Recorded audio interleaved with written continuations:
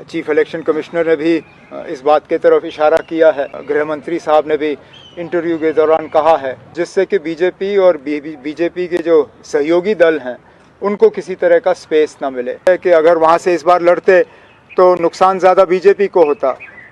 अनंतनाग से क्यों लड़ने का फैसला लिया? उनको वही दिखता है जो उनके मन में है और कुछ नहीं दिखता है। तो प्रधानमंत्री अपना संविधान पढ़ लें, वो ज़्यादा कृपा होगी इस देश पर, बजाय इसके कि उस वक्त की मुस्लिम लीग का अभी भी उन रट रहे हैं मैनिफेस्टो, वो ठीक नहीं कर रहे देश के लिए भी और संविधान के लिए भी। बौखलाहट तो ज़रूर है उनमें। जिस तरह के कदम उठाए जा रहे हैं, जिस तरह गिरफ्तारियां की जा रही हैं, जिस तरह छापे किए जा रहे हैं, जिस तरह कांग्रेस के अकाउंट्स को सीज किया जा रहा है, मुझे नहीं लगता है इसमें कोई कॉन्फिडेंस दिख रहा है। प्रधानमंत्री जी 400 सीटों की बात करते हैं, ज़रा उनको ज़रा कहीं इंटरव्यू में बिठा के उनसे स्वॉट एनालिसिस मांगिए 400 सीटों का। आप बहुत दिन से सुनना चाह रहे थे कि जगह जगह प्रांतों में जो हमारी चर्चाएं चल रही थी उनको हम कहां तक सफल कर पाएंगे या सफल हमने कर लिया है।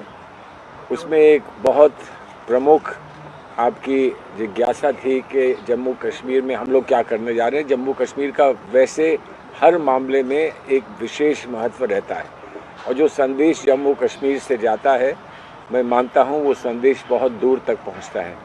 आज हमें खुशी है और मैं चाहूँगा कि अपने ही शब्दों में उमर अब्दुल्ला साहब इस अच्छी खबर को, शुभ खबर को आपके सामने रखें और बताएं कि उनके मन में क्या सपना है, इसको साकार हम लोग कैसे करेंगे। मैं अपनी तरफ से सिर्फ इतना कह सकता हूं कि हमने और सब ने मिलकर जो अलायंस की टीम है उसमें मुकुल जी और सब लोग रहे, सब ने बड़ा प्रयास किया कि किसी ना किसी तरह से जल्द हम ये कर दें और आज वो कामयाबी के स्थान पर हम लोग पहुँचे हैं। खुशी का मौका है और खुशी के इस मौके पर मैं आप सबको उम्मीद करता हूं कि इसका अच्छा प्रचार प्रसार आप लोग करेंगे। आज बड़ी खुशी से फॉर्मली मैं इस चीज़ का ऐलान करते जा रहा हूं कि नेशनल कॉन्फ्रेंस और कांग्रेस जम्मू कश्मीर लद्दाख की जो 6 सीटें हैं, यहाँ पे हम मिल के इलेक्शन लड़ेंगे। 3 सीटों पे नेशनल कॉन्फ्रेंस के उम्मीदवार होंगे और 3 सीटों पे हम कांग्रेस के उम्मीदवारों की मदद करेंगे। फ़िलहाल 3 उम्मीदवारों का ऐलान जो है वो हो चुका है। उधमपुर से लाल सिंह जी, जम्मू से रमन भल्ला जी और अनंतनाग पीर पंचाल से मियां अल्ताफ़ साहब। बाकी जो 3 सीटें बची हुई हैं, बारामूला, श्रीनगर और लद्दाख की सीट, इन पे भी जल्द से जल्द जो है उम्मीदवारों का ऐलान होगा और हम मिल के हमारी मुकम्मल कोशिश होगी कि जम्मू कश्मीर लद्दाख की 6 सीटों पे इंडिया अलायंस की जो ये हमारी 6 उम्मीदवार हैं, हम यहाँ से कामयाब होके अगले पार्लियामेंट में जम्मू कश्मीर लद्दाख के लोगों की जो उनके जज्बात हैं, उनके जो इरादे हैं, उनकी हम सही माने में वहाँ पे तर्जुमानी कर सकें। देखिए, पीडीपी हमारे अलायंस में है। सीट एडजस्टमेंट एक हिस्सा होता है अलायंस का और ओवरऑल अलायंस एक और हिस्सा होता है। अब आप जानते हैं कि बहुत छोटा सा प्रदेश है, छोटा प्रांत है, उसमें तीन सिटिंग एमएलए एमपीज थे आपकी पार्टी के और इसलिए आपके कार्यकर्ताओं ने और वर्कर्स ने ये चाहा कि जो लोग जीत चुके हैं वहाँ पर इनका वर्चस्व बना रहे, उसको स्वीकार किया गया क्योंकि छोटी सी जगह पर गुंजाइश सीटों के बंटवारे की और कुछ नहीं दिखी। हमने सारे प्रयास किए, आपने भी बात करी, हमने भी बात करी, सारे प्रयास किए, लेकिन आज की जो स्थिति है वो मैं आपके सामने रखी है। लेकिन सलमान साहब, महबूबा मुफ्ती ने खुद ऐलान कर दिया है एक चुनाव लड़ रही हैं। एक करके। नहीं सुनिए,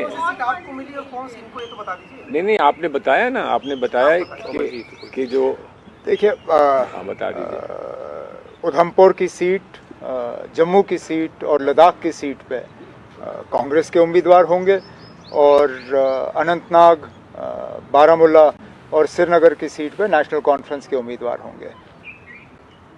आप भी चुनाव लड़ रहे हैं ना? उसके लिए प्रेस कॉन्फ्रेंस अलग से श्रीनगर में बुलाई जाएगी। आप आ जाइए ना, कभी भी शौक से आइए। कनिका, आप कुछ महबूबा मुफ्ती ने खुद ऐलान कर दिया है कि वो कुछ चुनाव लड़ रही हैं, उन्होंने उम्मीदवारी का अपना ऐलान कर दिया है, बाकी उम्मीदवार भी ऐलान किया है। वो जो एक सीट वो मांग रही थी, क्या वजह हुई, इस पर बात नहीं बन पाई, और क्या कांग्रेस किस तरीके से उनको मनाएगी, कैसे वो इंडिया अलायंस का हिस्सा होंगी? देखिए, अलायंस कैसे बरकरार रहे और अलायंस में किससे क्या कुछ बात हो सकती है या होनी चाहिए, वो आगे की बात है। आज सीट का डिस्ट्रीब्यूशन और सीट का एक फैसला हो चुका है, कई दिन से हो रहा था, आज उसकी औपचारिक घोषणा की गई है। तो जैसा मैंने कहा कि अलायंस में और सीट एडजस्टमेंट में या सीट डिस्ट्रीब्यूशन में दो अलग अलग पहलू हैं। तो एक पहलू है जिसके बारे में आज हम यहाँ पर अनाउंस करने के लिए आए हैं। अलायंस की जी औपचारिकताएं होती हैं और अलायंस की और जो बातें होती हैं वो हमारे लेवल की नहीं है, वो हमारे लीडरशिप के लेवल की हैं। वो जब जो कुछ होगा वो आपको बताते रहेंगे। सलमान साहब ने बताया, अलायंस एक लंबा सफ़र होता है, उसमें अलग अलग पड़ाव होते हैं। तो अभी तो शुरुआत है इस सफ़र की, कई पड़ाव आएंगे, बार बार आपसे मुलाकात होगी, नए इब्तिदाई इश्क है, होंगी। इब्तिदाई इश्क है, आगे देखिए होता है क्या। और कौन रोएगा उसमें वो आपको मालूम है। हम तो मुस्कुरा रहे हैं यहाँ जो बैठे हैं, रोने वाले आज कहीं घूम रहे हैं, चंद्रपुर वंदरपुर कहीं। ये गठबंधन सिर्फ लोकसभा तक सीमित रहेगा या विधानसभा तक भी जाएगा? पहले इसमें हम कामयाबी हासिल करें। विधानसभा के इलेक्शन की तो लगभग घोषणा हो चुकी है। चीफ इलेक्शन कमिश्नर ने भी इस बात की तरफ इशारा किया है और पिछले दिनों गृह मंत्री साहब ने भी इंटरव्यू के दौरान कहा है कि ऑनरेबल सुप्रीम कोर्ट की तरफ से जो वक्त की सीमा लगाई गई है 30 सितंबर की, उससे पहले ही विधानसभा का जो चुनाव का प्रोसेस है वो मुकम्मल किया जाएगा। फ़िलहाल हमारी मुकम्मल तवज्जो जो है वो इन 6 सीटों पे है। मिलके हम इन 6 सीटों पे कामयाबी हासिल करेंगे। उसके बाद विधानसभा के लिए जो हमें फिर कदम उठाने होंगे, मिल बैठ के उस वक्त भी कोशिश यही की जाएगी कि हम इस तरह का एक फार्मूला इख्तियार करें जिससे कि बीजेपी और बीजेपी के जो सहयोगी दल हैं उनको किसी तरह का स्पेस ना मिले। हमने अपने तरफ से कांग्रेस की कामयाबी के लिए जो है अपना काम शुरू कर लिया है। दोनों लाल सिंह के लिए जी और रमन भल्ला साहब के लिए नेशनल कॉन्फ्रेंस की तरफ से कैंपेन शुरू हो चुका है। पिछले दिनों जब रमन भल्ला साहब अपने नॉमिनेशन फॉर्म भरने गए तो खुद उसमें नेशनल कॉन्फ्रेंस के सदर जनाब डॉक्टर फारूक अब्दुल्ला साहब मौके पे मौजूद थे। और इसी तरह हम कांग्रेस की जो जम्मू कश्मीर में स्टेट लीडरशिप है उनसे भी उम्मीद करेंगे कि आगे जाके जब नेशनल कॉन्फ्रेंस के कैंडिडेट्स अपने नॉमिनेशन फॉर्म भरने का काम करेंगे तो उसमें जो इनके सीनियर लीडर होंगे वो उसमें हमारे साथ शामिल रहेंगे। हमने कोशिश की थी कि मिलके ये इलेक्शन लड़ें, लेकिन जैसे सलमान खुर्शीद साहब ने खुद कहा 6 सीटों पे जिस पे कि 3 पहले से ही नेशनल कॉन्फ्रेंस के पास थे, गुंजाइश कम थी। हमने उस वक्त भी ये चाहा था कि इस इलेक्शन में वो हमारी मदद करें और ये भी हमने कहा कि आने वाले विधानसभा के लिए जो है हम दरवाज़ा खुला रख रहे हैं। उनको शायद ये बात उस वक्त ठीक लगी नहीं। आगे जाके विधानसभा को लेके कांग्रेस के साथ उनकी क्या बातचीत रहेगी वो पार्लियामेंट के इलेक्शन के बाद ये दोनों पार्टीज़ जो है पीडीपी और कांग्रेस ये खुद तय कर लेंगे। फ़िलहाल पार्लियामेंट की हम बात करेंगे। इन 6 सीटों पे कांग्रेस और नेशनल कॉन्फ्रेंस का अलायंस है। मिलके हम इन 6 सीटों के जो हमारी उम्मीदवार हैं उनकी कामयाबी के लिए काम करेंगे। लेकिन अब शौक से लड़ें, यही तो जमहूरियत है। हम चाहते हैं कि सब लड़ें। अफसोस इस बात का है कि जिस सीट पे आज़ाद साहब के जीतने की ज़्यादा गुंजाइश थी उस सीट पे लड़ नहीं रहे हैं। वैसे आते तो डोडा से हैं। पिछली बार जब कांग्रेस के टिकट पे लड़े थे 2014 में तो डोडा से लड़े थे। किस वजह से इस बार डोडा की सीट छोड़ के वो अनंतनाग पे लड़ने की बात कर रहे हैं, उसका जवाब तो आज़ाद साहब ही दे सकते हैं।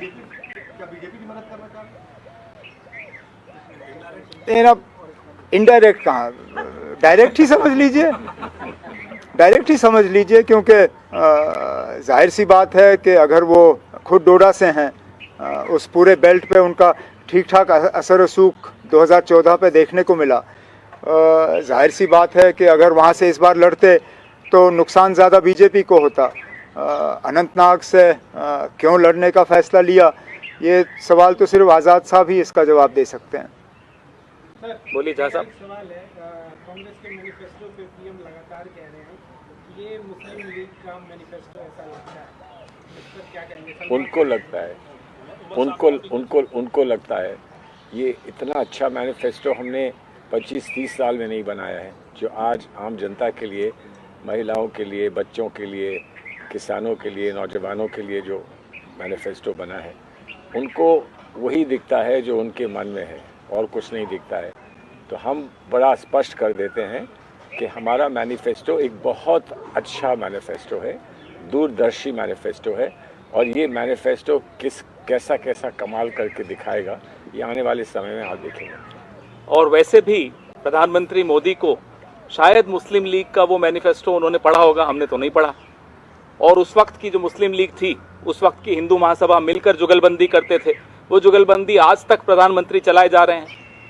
तो प्रधानमंत्री अपना संविधान पढ़ लें, वो ज़्यादा कृपा होगी इस देश पर, बजाय इसके कि उस वक्त की मुस्लिम लीग का अभी भी उन रट रहे हैं मैनिफेस्टो, वो ठीक नहीं कर रहे देश के लिए भी और संविधान के लिए भी। इसका जवाब उमर साहब थोड़े देंगे, सलमान जी देंगे। हम लोग देंगे कि हमने बहुत सोच समझ के और बहुत गहराई में जाकर हमने ये समझौता किया है, इसलिए कि हम मानते हैं कि कश्मीर, जैसे मैंने शुरू में कहा था, कश्मीर का विशेष महत्व है, और वो सिर्फ एक अलायंस, एक सीटों का अलायंस नहीं है, बल्कि विचारों का एक अलायंस है, ताकि इस देश को सही दिशा के विचार मिल सकें। वो कैसे होगा, जिसमें कि सब सम्मिलित हों, सब उसमें इकट्ठे हों, सब उसमें अपना कंट्रीब्यूशन करें। ये मैं समझता हूँ कि कश्मीर में इस अलायंस का एक बड़ा महत्व है। So there are different perceptions in terms of Article 370. Your party says now full statehood. You have understood it, but Umar Sab's party still believes that Article 370 should not have happened. No. Many parties think that it should not have happened, and it should not have happened in the manner in which it has happened. The point is, we have to move forward. How much they can move forward, how much we can move forward, this will all depend on the interaction with our cadres, with our people, with our voters, etc. Because the choice of the voter and the feelings of the voter is paramount. So we can't, in a vacuum, we can't say that, look, this is what you have to accept. If there is something that we need to respond to, or we ought to respond to, that we will see when the time comes. And on this, will this alliance carry on for the assembly elections, and will the PDP come? And just to add, just because Mr. Azad has said he's backing out from Anantnag, he's told us very categorically that he has not taken a decision.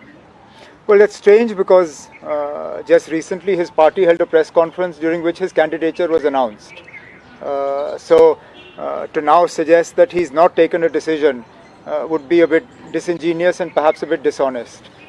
His party had categorically announced his candidature from Anantnag.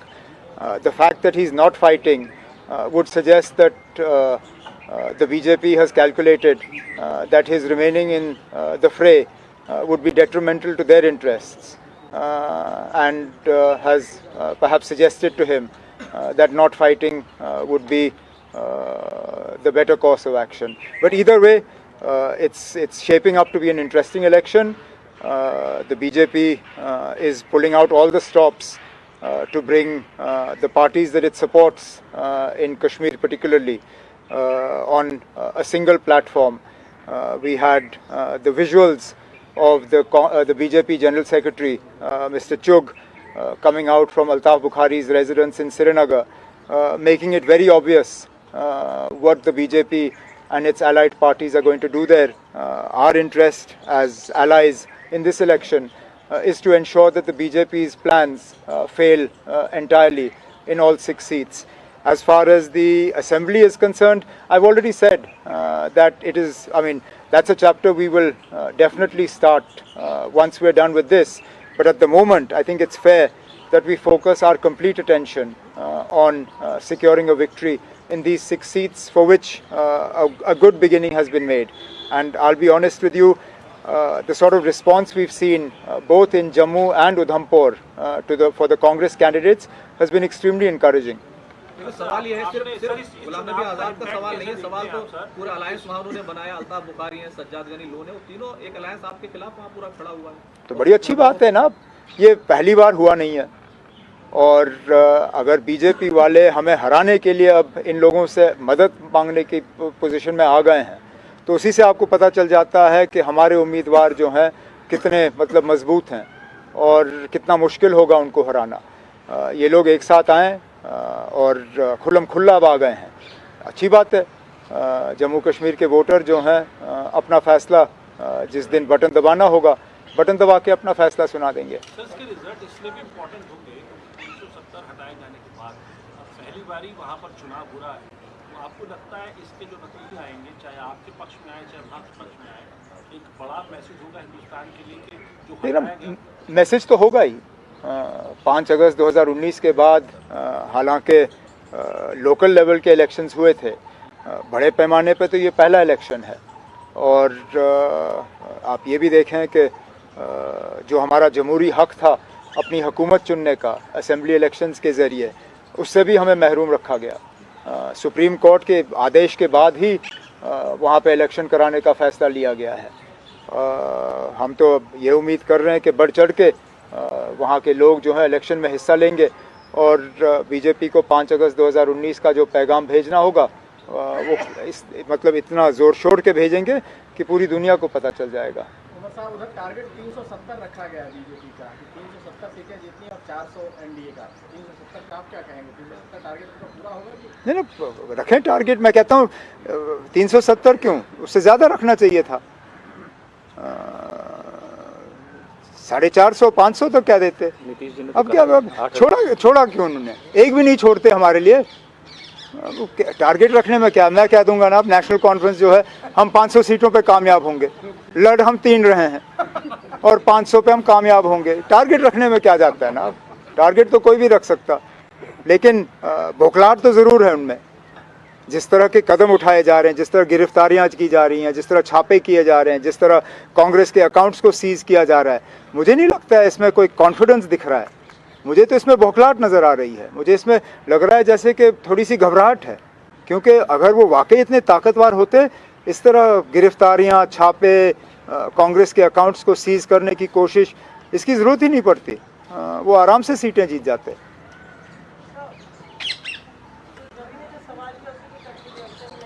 और होने में बहुत फर्क होता है, कह रहे हैं तो आप 6 सीटों पर लड़ रहे हैं एक साथ, वहाँ पे 6 में से स्वॉट एनालिसिस करें तो रियलिस्टिकली कितनी सीटें आप जीत सकें? आपने अभी तक किसी पॉलिटिकल पार्टी को देखा हो ये कहते हुए कि हम कोई भी सीट नहीं जीतेंगे या हमसे एक भी सीट रह जाएगा? अब बीजेपी वाले 370 की बात कर रहे हैं, उनसे तो आप स्वॉट एनालिसिस नहीं पूछते। प्रधानमंत्री जी 400 सीटों की बात करते हैं, ज़रा उनको ज़रा कहीं इंटरव्यू में बिठा के उनसे स्वॉट एनालिसिस मांगिए 400 सीटों का। स्वॉट आपको हमसे चाहिए। मैं आपसे कह रहा हूँ हम कि 6 की 6 सीटों पे जीत जाएंगे, 6 के 6 सीटों पे हमारे उम्मीदवार कामयाब होंगे। नेशनल दस्तक की आपसे गुजारिश है कि अगर इसको बचाना चाहते हैं तो नेशनल दस्तक को सब्सक्राइब करने के लिए रेड कलर के सब्सक्राइब बटन को दबाएं, फिर बेल आइकन की घंटी दबाएं। नेशनल दस्तक को बचाने के लिए बहुत जरूरी है कि हर खबर को शेयर करें, लाइक करें, कमेंट जरूर करें।